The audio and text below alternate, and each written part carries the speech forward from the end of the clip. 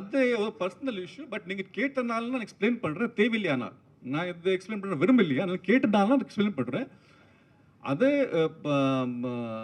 நம்ம ஒரு CCTVs inauguration பண்றோம். சிசிடிவிஸ் பொதுவான நம்ம பப்ளிக் கோஆபரேஷன்ல எதுக்காகனா பப்ளிக் போலீஸ் பார்ட்னர்ஷிப்ல நிறைய இனாகரேட் பண்ணுவோம். அந்த ஃபங்க்ஷன்ல 15 ஸ்பான்சர் இருந்திருக்காங்க. 15 ஸ்பான்சர்ல ஸ்டேட் பேங்க் ஆஃப் இந்தியா இருந்திருக்காங்க. அவர் ஒரு ஸ்பான்சரை வந்திருக்காரு.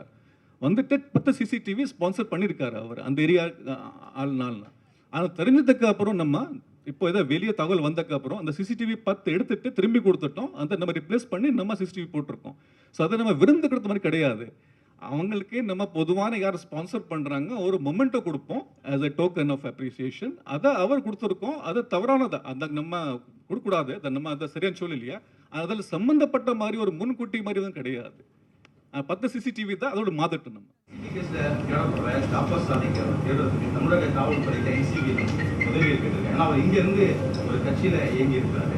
அவருடைய நெட்வொர்க் இங்க நிறைய இருக்கு அப்படின்னு சொல்லிட்டு என்சிபியோட விசாரணை தான் போயிட்டு இருக்கு. தமிழக காவல்துறையுடைய ரோல் இது என்ன சார்? முன்கூட்டியே இவர் ஏற்கனவே வழக்குகள்ல தொடர்புடைய நபர் அப்படின்னு சொல்லிட்டு ஒரு டேட்டா இருக்கு. அது முன்கூட்டியே இதுல நம்முடைய உளவுத்துறை இவர் குறித்து கணிக்க தவறவிட்டதா, எதுவும் தகவல் கொடுக்கப்பட்டு அது தவறவிட்டது? ப்ரொஃபைலிங் இருக்கும். எல்லாக்கு எத்தனை கேஸ் இருக்கு, எந்த காலத்தில் இருக்கு இருக்கும். ப்ரொஃபைலிங் படி தான் நம்ம அத்தனை பேர் கணக்கு போட்டிருக்கோம். 40,000 மேலே கணக்கு போட்டிருக்கோம். ஒரு 10 கேஸ் போட்டான்னா 8 கேஸில் கன்விக்ஷன் வருது.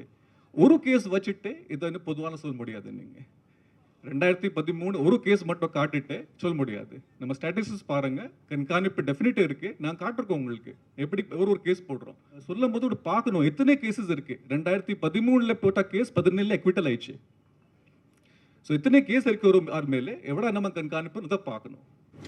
தமிழ்நாடு ஒரு போதை புழக்கத்திற்கு ஒரு மையப்புள்ளியாக சேர்ந்து ரீசெண்ட் டேஸாக ஒரு பொலிட்டிக்கல் லீடர்ஸ்லாம் சொல்லிட்டே இருக்காங்க.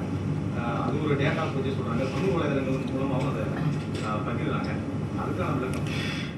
காவல்துறை பொறுத்தபடி நம்ம ஃபேக்ட்ஸ் அண்ட் ஃபிகர்ஸ் வச்சு தான் பேச முடியும்.